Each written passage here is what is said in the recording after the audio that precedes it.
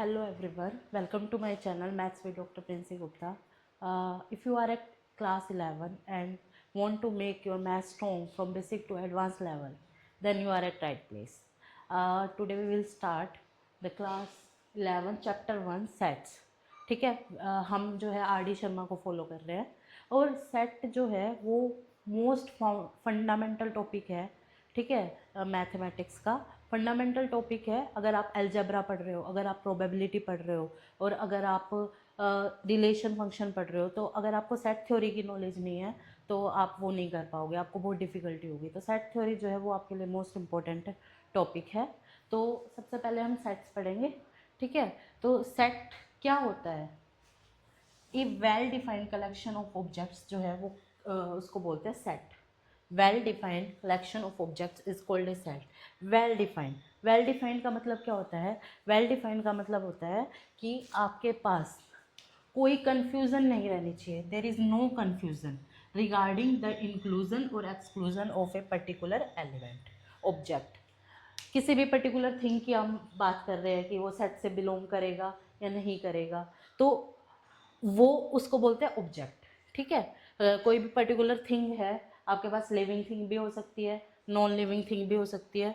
Well defined का मतलब क्या होता है कि हमें कोई कन्फ्यूज़न नहीं रहनी चाहिए कि वो इंक्लूजन और एक्सक्लूजन मतलब वो सेट के अंदर एलिमेंट आएगा या नहीं आएगा, तो उसके रिगार्डिंग एक पर्टिकुलर ऑब्जेक्ट की. जैसे हमारे पास एग्जांपल है the collection of vowels in English alphabets.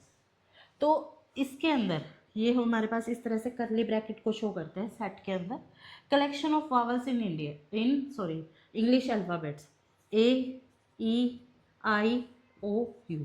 तो हमें पता है ना इसके अंदर बी जो है वो बिलोंग नहीं करेगा. बी नहीं बिलोंग करेगा सेट के अंदर. अगर ये इससे ए से डिनोट करते हैं तो B does not belongs to A. ठीक है, हमारे पास क्या है कि अगर ए ई आई ओ यू है, इनमें से कोई एलिमेंट है, तो हर कोई बता सकता है कि ये सेट के अंदर बिलोंग करेगा या नहीं करेगा. अगर हम यू है, हम कह रहे हैं ये कोई पर्टिकुलर ऑब्जेक्ट है यू, तो ये हमारे पास सेट के अंदर बिलोंग करेगा या नहीं करेगा, हमें कोई कंफ्यूजन नहीं है. हाँ, ये करेगा क्योंकि ये वोवल है इंग्लिश अल्फ़ाबेट के अंदर. तो इसके अंदर वेल डिफाइंड का मतलब यही होता है कि हमारे पास कोई कंफ्यूजन नहीं रहनी चाहिए कोई भी पर्टिकुलर ऑब्जेक्ट को लेके ये कि ये सेट का मेंबर है या नहीं है. इसी तरह ऑब्जेक्ट्स जो है which belongs to the set are called members और एलिमेंट. जो ऑब्जेक्ट सेट के अंदर बिलोंग करते हैं, जैसे ए ई आई ओ यू, ये सारे के सारे क्या है? एलिमेंट्स या मेंबर्स, इस तरीके से बोल सकते हैं. Collection of good cricket players of India. अब एक बात बताओ, गुड क्रिकेट प्लेयर इंडिया के अंदर गुड क्रिकेट प्लेयर्स का कलेक्शन बताना है. तो अगर मेरे से पूछोगे या किसी और बंदे से पूछोगे, क्या वो सेम क्रिकेट प्लेयर का नाम लेगा? नहीं. गुड की डेफिनेशन वेल डिफाइंड नहीं है. हम नहीं बोल सकते वो किस बेसिस पे उसको गुड मान रहा है, हम किस बेसिस पे उसको गुड मान रहे हैं. तो वेल डिफाइंड होना चाहिए कलेक्शन, तभी हमारे पास जो है कलेक्शन ऑफ ऑब्जेक्ट्स उसको सेट बोलेंगे. ठीक है, अगर हम 4 क्रिकेट प्लेयर का नाम लिख दें तो वो वेल डिफाइंड तो नहीं है. ठीक है, अगर हम उनके रन के ऊपर बात कर रहे हैं कि इतने रन कि 99 पे आउट हुए, उनका कलेक्शन हम सही बता सकते हैं. ठीक है, वो वेल डिफाइंड है. लेकिन गुड किस बेसिस पे आप गुड बोल रहे हो इसको, तो ये हमारे पास वेल डिफाइंड नहीं है. ठीक है, exercise 1.1 are D Sharma. Exercise 1.1 are D Sharma, इसका फर्स्ट क्वेश्चन क्या है? What is the difference between the collection, a collection and A set. ठीक है, कलेक्शन और सेट के बीच में डिफरेंस बताना है. Give reasons to spot your answer. R D Sharma की बुक में क्या है, प्रैक्टिस क्वेश्चंस आपको बहुत मिल जाएंगे और जितने क्वेश्चंस की आप प्रैक्टिस करोगे उतना ही आपके लिए बेनिफिशियल है. ठीक है, उतने ही कॉन्सेप्ट क्लियर होते हैं. अब ये बताना है कि डिफरेंस क्या है कलेक्शन और सेट में. तो अभी हमने क्या पढ़ा है? सेट की डेफिनेशन पढ़ी है. सेट क्या होता है? A well defined collection of objects is called a set. ठीक है, सेट क्या है? Well defined collection. तो इससे क्या पता चला? सेट कलेक्शन तो होता ही है ना. सेट की डेफिनेशन में ये क्या कह रहा है कि well defined collection of objects is called a set. तो इससे क्या पता चला every set is a collection. But every collection is not a set. well defined collection of objects is called a set. That means every set is a collection, but collection जब well defined होगा तभी वो set कहलाएगा, है ना। तो every collection is not a set, every set is a collection. Give reasons to support your answer. अभी हमने पीछे good cricket players इसका set collection of good cricket players, collection of good cricket players, ये जो है हमारे पास क्या है, कलेक्शन तो है but not a set. Set नहीं है ना, हर सेट जो है वो कलेक्शन होता है, कलेक्शन जरूरी नहीं है सेट हो, लेकिन अगर कलेक्शन जो है हमारे पास वेल डिफाइंड हो जाए तो वो हमारे पास क्या कहलाएगा, सेट कहलाएगा। ठीक है, तो अगर हमारे पास कलेक्शन वेल डिफाइंड नहीं है तो नॉट ए सेट। तो हमारे पास इसका एग्जाम्पल क्या है, collection of good cricket players, collection of good cricket players, ये कलेक्शन तो है। अगर हम कई चीज़ों को इकट्ठा रख दे तो वो कलेक्शन हो गया, लिस्ट बना दे वो कलेक्शन हो गया, बट वो वेल डिफाइंड नहीं है। ठीक है, वेल डिफाइंड नहीं है तो वो हमारे पास सेट नहीं है। तो डिफरेंस क्या है कलेक्शन और सेट में, कि every set is a collection but collection need not be A set. ठीक है, अब सेकंड क्वेश्चन करते हैं।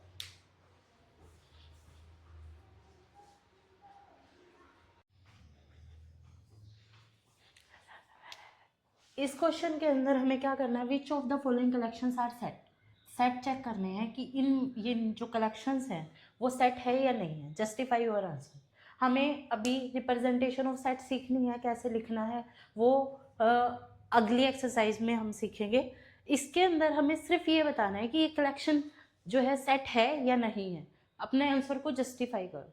ठीक है, एक collection of all natural number less than 50, natural number less than 50। अब देखो 51 है, कोई भी हमने पर्टिकुलर एक एलिमेंट उठा लिया तो ये तुम बता सकते हो ना 51 नहीं बिलोंग करेगा, क्योंकि 51 50 से बड़ा है। नेचुरल नंबर 1 2 3 अप टू 49, ये जो सेट है ये सेट बन गया ना।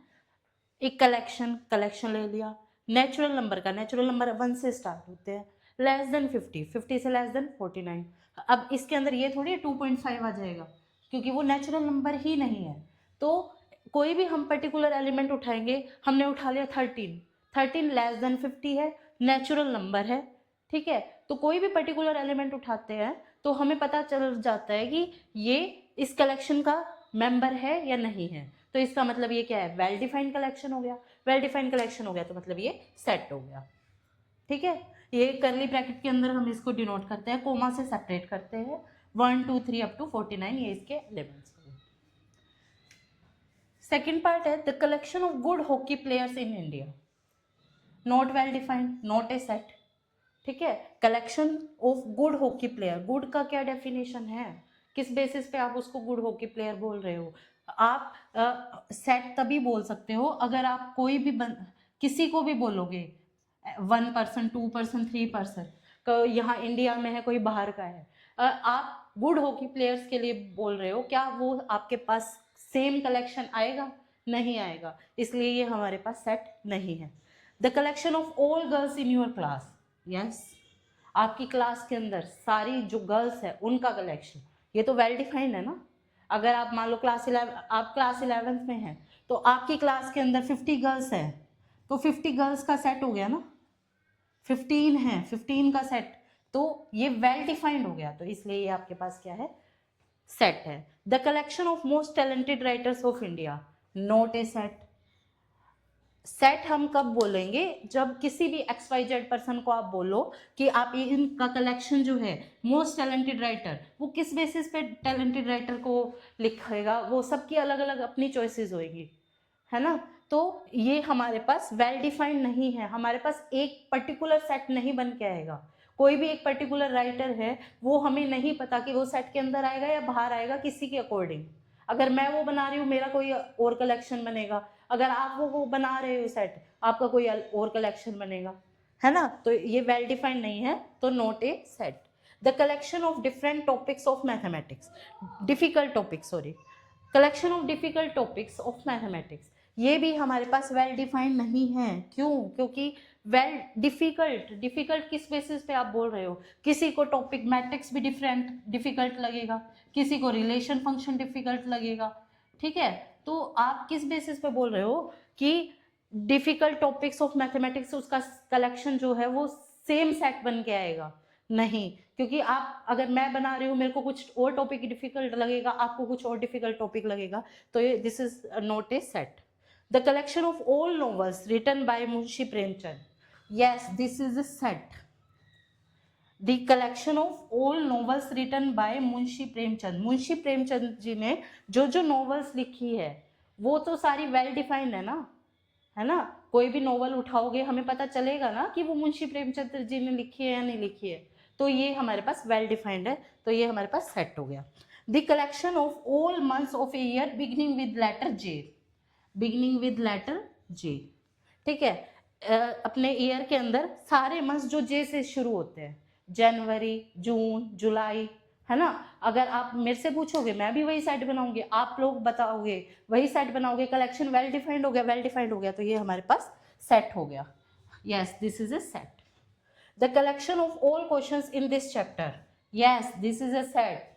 आप इस चैप्टर की सारी एक्सरसाइज के क्वेश्चंस का सेट बना सकते हो, ठीक है। ये set all questions in this chapter, उसका कलेक्शन लोगे तो सेम ही सेट तो बन के आएगा, है ना। अगर आप आर डी शर्मा की बुक उठा रहे हो, सबका कलेक्शन सेम ही तो बन के आएगा ना। The collection of most dangerous animals of the world, ये हमारे पास जो है नोट ए सेट, क्योंकि कलेक्शन वेल डिफाइंड नहीं है ना। कोई किसी एनिमल से डरता है, कोई किसी एनिमल से डरता है। मोस्ट डेंजरस क्या बोल सकते हो आप? सेम कलेक्शन ना बन के आए तो हमारे पास क्या क्या देते हैं? ये note A set, note A well defined collection. The collection of all prime integers, yes this is a set, है ना, सेट है ना। हमें पता है 2 प्राइम होता है, 3 प्राइम होता है, 4 नहीं होता, तो ये नहीं आएगा। हम कोई भी पर्टिकुलर एलिमेंट उठा सकते हैं, तो हम बता सकते हैं कि ये सेट का मेंबर होगा या नहीं होगा, है ना। तो वही तो बात है ना, वेल डिफाइंड की डेफिनेशन ही ये कहती है हम सेट के अंदर बता सके कि कोई भी पर्टिकुलर एलिमेंट है वो बिलोंग कर रहा है या नहीं कर रहा, है ना। तो वो वेल डिफाइंड हो गया। अब इसके अंदर प्राइम इंटीजर्स के अंदर आप कोई भी इंटीजर उठा के दे दोगे, मैं बता सकती हूँ कि ये सेट के अंदर आएगा या नहीं आएगा, तो ये आएगा, तो दिस इज ए सेट, ठीक है। ये एग्जांपल्स है, तो आपको चेक करना है कि ये कलेक्शन सेट है या नहीं है, ठीक है। लास्ट क्वेश्चन इस एक्सरसाइज का, क्वेश्चन 3 देखते हैं।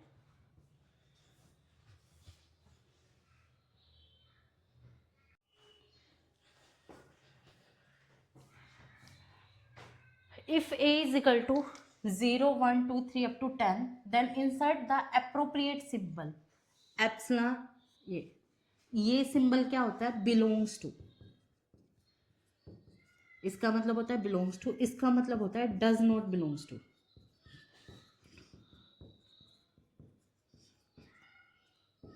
ठीक है।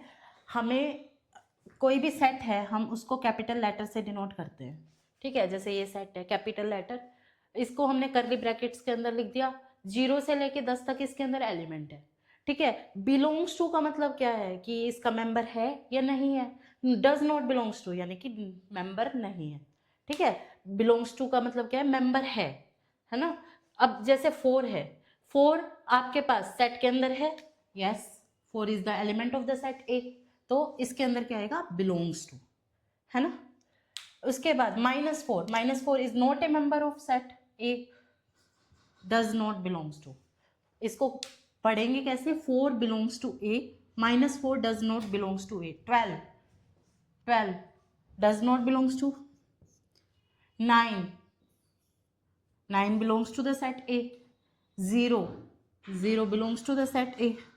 -2 है ही नहीं, does not belongs to the set A, ठीक है। ये है आपके आर डी शर्मा के एक्सरसाइज 1.1। कोई प्रॉब्लम हो तो आप कमेंट सेक्शन में लिख सकते हैं, ठीक है। नेक्स्ट लेक्चर में हम करेंगे एक्सरसाइज 1.2 के क्वेश्चंस। Thank you.